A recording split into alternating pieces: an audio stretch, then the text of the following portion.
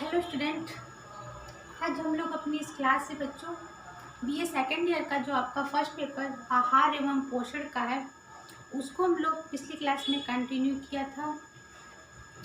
आज हम लोग उसी क्लास को आगे कंटिन्यू करते हुए जो प्रोटीन की चैप्टर था हम लोगों ने वो पढ़ रहे थे, जिसमें हम लोगों ने प्रोटीन का क्लासिफिकेशन तक हम लोगों ने पिछली क्लास में अपने डिस्कस किया था। मैंने अपने लेक्चर में बताया था बच्चों कि प्रोटीन का जो वर्गीकरण है 3 आधार पे किया गया था। पहला आपका था गुण के आधार पे,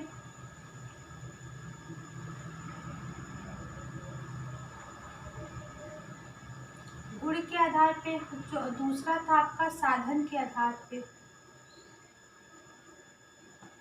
साधन के आधार पे यानी कि गुण के आधार पे हाई का, मिडिल का और निम्न का था प्रोटीन कैसा होता है।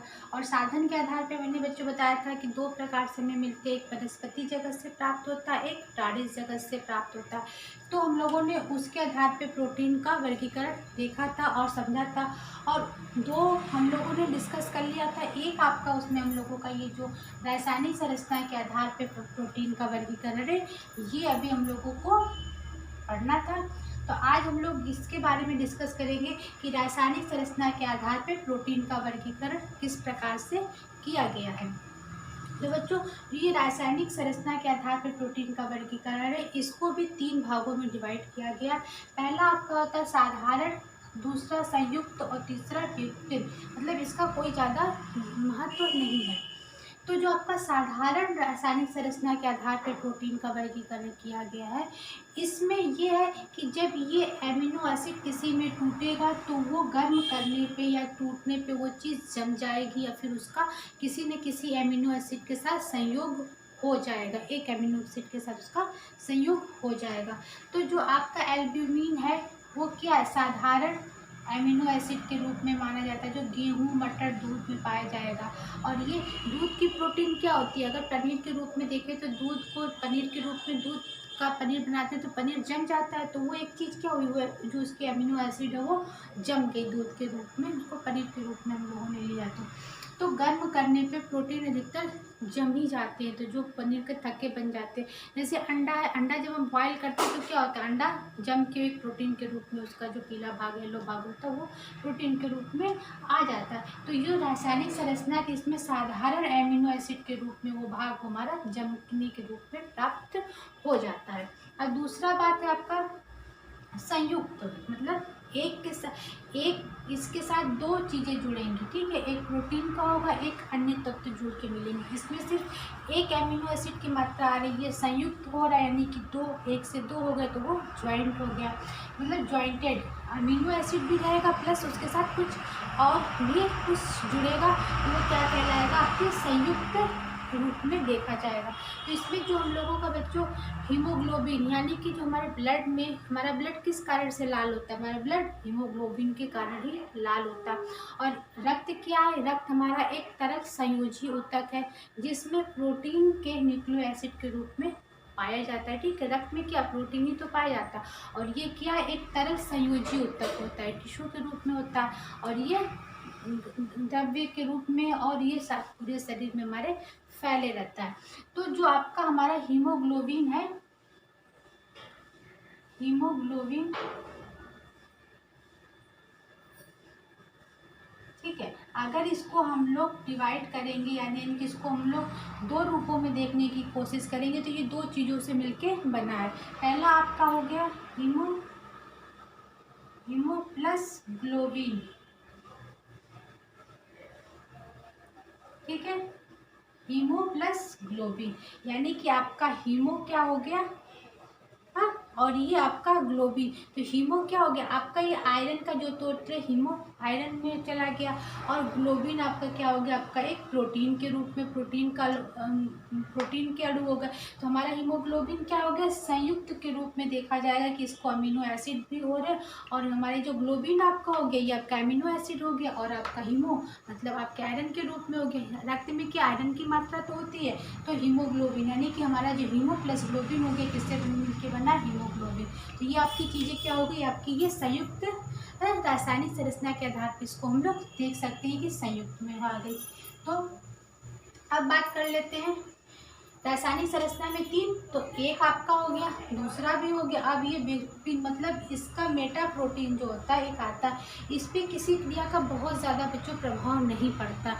इसकी जो रचना होती है बहुत जटिल के रूप में होती है, उनको साथ आप कई मतलब अणु के रूप में या फिर आप उनके साथ जो भी अमीनो एसिड टूटते हैं वो रासायनिक संरचना थोड़ी जटिल होगी और उसका कोई ज़्यादा इफेक्ट नहीं होता हमारे शरीर में करने के लिए। जो इम्पोर्टेंट्स आपके थे रासायनिक संरचना के आधार पर साधारण और संयुक्त। संयुक्त में एक सबसे अच्छा एग्जाम्पल आपका था हीमोग्लोबिन का, जो हमारे हीमो प्लस ग्लोबिन के रूप में पाया जाता है। इसी कारण हमारे रक्त का रंग लाल होता है और रक्त से ही हमारी सारी चीज़ें जो हमारे शरीर में वो चीज़ें पूरी प्रवाहित होती रहती हैं। तो ये था बच्चों आपका कि हम लोगों ने जो आपका ये प्रोटीन का वर्गीकरण था, इस यहाँ तक के क्लास में वो प्रोटीन का वर्गीकरण हमारा पूरा होता है बच्चों।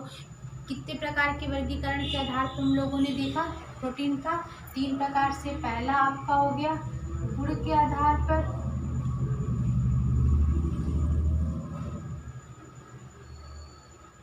ठीक है। दूसरा हो गया साधन के आधार पर, और तीसरा आपका हो गया रासायनिक संरचना के आधार पे, ठीक है। रासायनिक संरचना के आधार पर, ठीक है।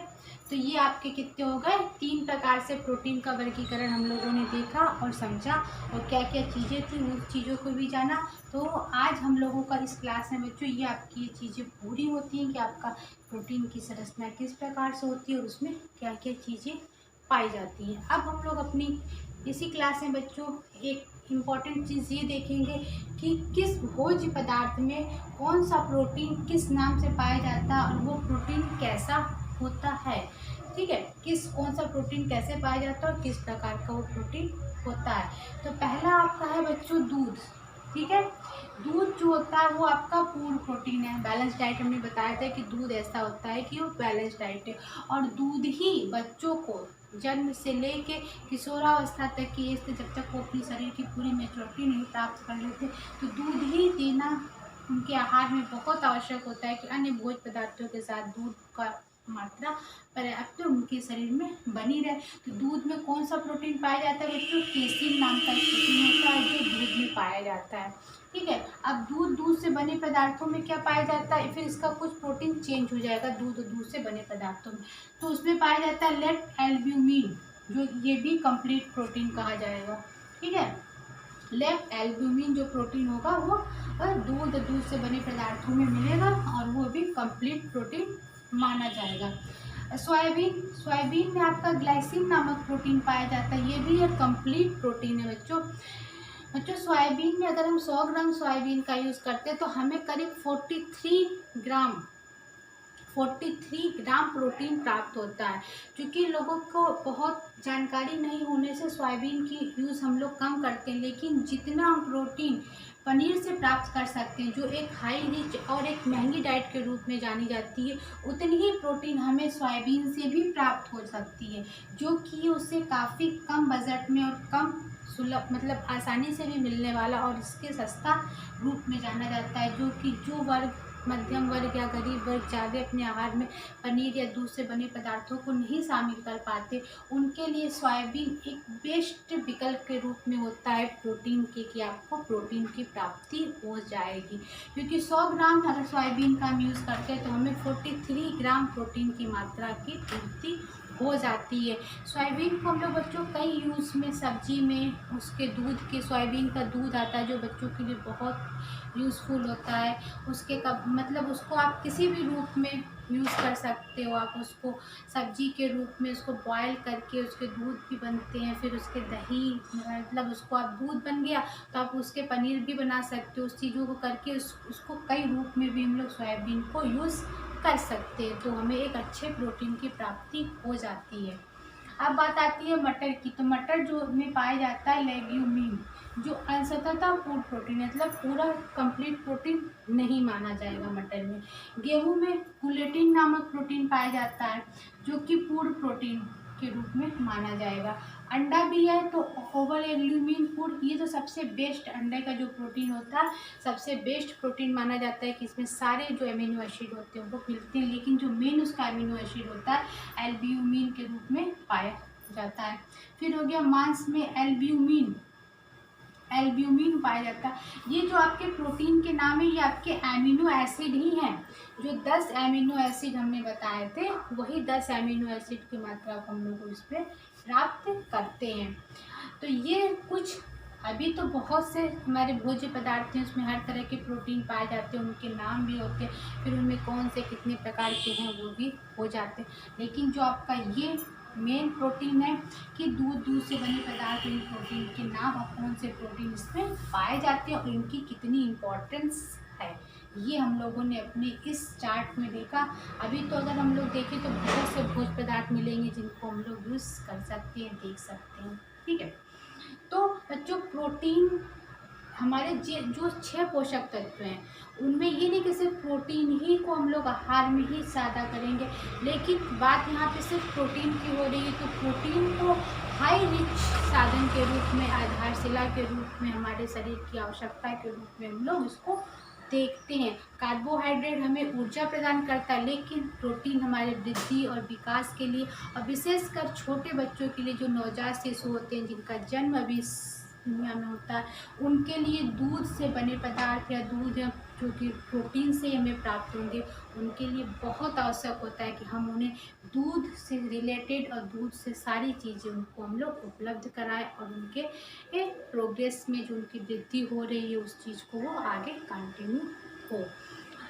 ये बात थी कि कौन सा प्रोटीन किस नाम से भोज्य पदार्थ में पाया जाता है और वो कितना पूर्ण है, अपूर्ण है या कैसा है। अब बात आती है कि जो हमारे भोज्य पदार्थ है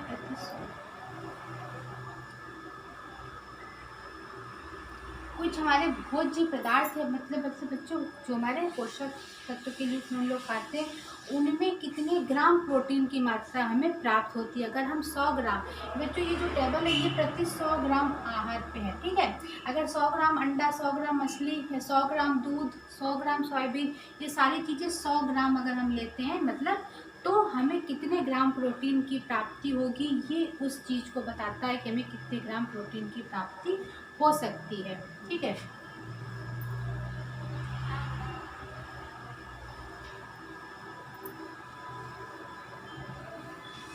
तो बच्चों पहले बात कर लेते हैं अंडे की। ये 100 ग्राम अंडा, जैसे आप एक अंडा कितने ग्राम का हो गया, अगर 2 अंडा लेते हो, 2 अंडा आई थिंक अगर 100 ग्राम का हो जाता है तो आपको 2 अंडे अगर प्रतिदिन आप लेते हो तो कितने ग्राम प्रोटीन आपको मिल जाता है।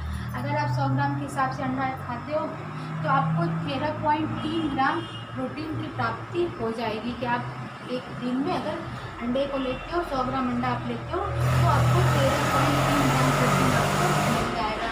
मछली 100 ग्राम अगर आप खाते हो तो आपको 21.8 ग्राम प्रोटीन की प्राप्ति हो जाएगी, 21 ग्राम प्रोटीन आपको मिल जाएगा। और पर डे हमारी रिक्वायरमेंट कितनी होती है, मेरे बॉडी वेट के हिसाब से 1 ग्राम प्रोटीन की रिक्वायरमेंट हमारी होती है कि अगर हम 50 किलो बॉडी वेट है तो हमें 50 ग्राम प्रोटीन की आवश्यकता हो जाती है। तो उसी हिसाब से हम अपनी प्रोटीन की रिक्वायरमेंट को पूरी करते जाते हैं। यकृत यानी कि लीवर, जब आप ये नॉनवेज मतलब मांस मछली में खाते हो तो उसमें जो जानवरों ये मटन या चिकन के लीवर के रूप में हम लोग लेते हैं तो उससे 19.3 ग्राम प्रोटीन की पूर्ति हो जाएगी। फिर आपका आता है गाय का दूध। मतलब दूध में हर प्रकार के दूध में अलग अलग होता है। माँ का दूध अगर बच्चा पीता है तो उसमें उसके अलग प्रोटीन की प्राप्ति होगी, गाय के दूध में अलग, भैंस के दूध में अलग। तो माँ के दूध में प्रोटीन की मात्रा दूसरे रूप में थोड़ी कम होगी, लेकिन गाय का दूध अगर 100 ग्राम हम लेते हैं तो उसमें कितना, तो 3.2 ग्राम प्रोटीन की प्राप्ति होती है। गाय के दूध में हम लोग जो प्रोटीन की मात्रा होती है। भैंस का दूध में 4.3, यानी कि भैंस के दूध में गाय के दूध की अपेक्षा अधिक प्रोटीन होता है।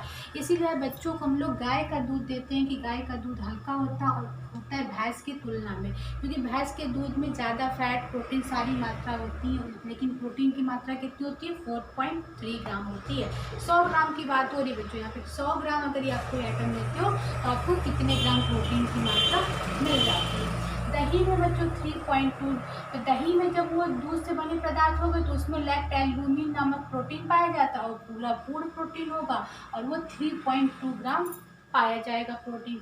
दाल, दाल जितने भी प्रकार की होंगी, अरहर की दाल, मूंग की दाल, उड़द की दाल, मटर की दाल, तो हर दाल में प्रोटीन की मात्रा भी अलग अलग होगी, क्योंकि उनमें भी एमिनो एसिड की मात्रा जो होती है अलग अलग पाई जाती है।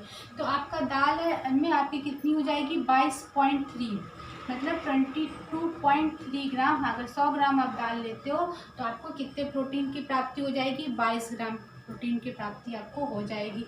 मूंग की दाल में सबसे ज़्यादा प्रोटीन मूंग की दाल में और उड़द की दाल में प्रोटीन की मात्रा काफ़ी पाई जाती है। तो मूंग की दाल में कितनी हो गई 24.5 ग्राम, ठीक है, 24.5 ग्राम आपकी प्रोटीन की मात्रा होगी। किसमें, मूंग की दाल में अधिक पाई जाती है अरहर की दाल की अपेक्षा। सोयाबीन में कितनी पाई जाएगी बच्चों, सोयाबीन में 100 ग्राम सोयाबीन अगर आप अपने आहार में शामिल करते हो, चाहे इसको किसी भी रूप में, सब्जी के रूप में, दूध के रूप में, या फिर इसको कबाब के रूप में, किसी भी उसको व्यंजन बना सकते हैं हम, तो उसमें कितने मिलते हैं 43.2 ग्राम, ठीक है। सबसे ज़्यादा सोयाबीन में है, क्योंकि ये दलहन के रूप में आता है, सोयाबीन क्या हमारा दलहन के रूप में आता है, तो सोयाबीन में हमारे 43.2 ग्राम 100 ग्राम में हमारे मिल जाती है। मूंगफली भी, जो आपके ड्राई फ्रूट्स की बात अगर हम कर ले तो मूंगफली में भी 31.5 ग्राम, ये भी प्रोटीन का एक रिच सोर्स है मूंगफली, और मतलब और सूखे मेवे की अपेक्षा ये थोड़ा सस्ता होता है, तो इसलिए हमें मूंगफली को भी अपने आहार में बहुत शामिल करना चाहिए। मूंगफली को हम लोग नमकीन के रूप में या फिर इसको चटनी के रूप में भी यूज़ करते हैं, जिससे हमें प्रोटीन की मात्रा काफ़ी प्राप्त हो सकती है। इसको चटनी के रूप में, नमकीन के रूप में, चाहे इसको सूखे मेवे के रूप में भी तल के भी हम लोग यूज़ कर सकते हैं। काजू, काजू में आपके फाइबर क्या कहते हैं, कोलेस्ट्रॉल तो बस फैट तो होता है, लेकिन प्रोटीन भी आपको 21.2 ग्राम तक मिल सकती है। तो बच्चों, आहार और भोज्य पदार्थ तो बहुत से हैं, लेकिन जो जनरली हम लोग अपने दैनिक यूज़ में यूज़ करते हैं, जिनका हम यूज़ करते हैं, उनमें था कि हमारे 100 ग्राम में अगर हम ये चीज़ें लेते हैं तो कितने ग्राम हमें प्रोटीन की प्राप्ति हो जाती है। तो प्रोटीन की प्राप्ति हमारे इतनी है कि जो भोज्य पदार्थ हम ले रहे उसमें प्रोटीन की प्राप्ति हो जाती है।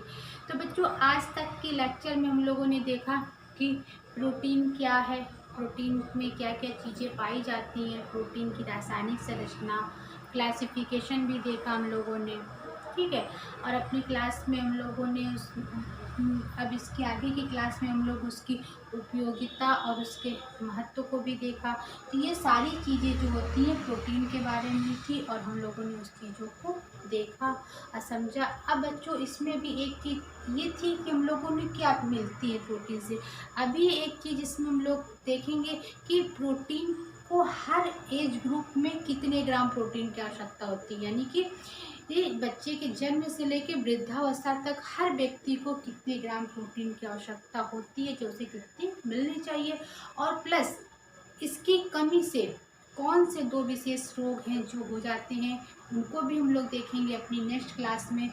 इसकी कमी से बच्चों 2 प्रकार के विशेष रोग जो होते हैं बच्चों में, क्वार्टरसाइकोर और मैरास्मस, जो कि बहुत गंभीर बीमारी होती है प्रोटीन की कमी से, वो हो जाती है। उसको हम लोग बच्चों अपनी नेक्स्ट क्लास में देखेंगे। आज की क्लास में हम लोगों ने प्रोटीन का जो रासायनिक संरचना के आधार पर वर्गीकरण था, और कुछ प्रोटीन के नाम, और 100 ग्राम प्रोटीन में आपको कितने ग्राम प्रोटीन की मात्रा मिल जाती है भोज्य पदार्थों में, इन चीज़ों को देखा। अब अपनी क्लास में आगे हम लोग प्रोटीन का जो आगे की कड़ी है, जिससे होने वाले रोग और व्यक्ति को कितने प्रोटीन की मात्रा हो चाहिए, उसको देखेंगे। आज की क्लास के लिए बच्चों इतना ही करते हैं। अब हम लोग अपनी नेक्स्ट क्लास में मिलेंगे। Thank you.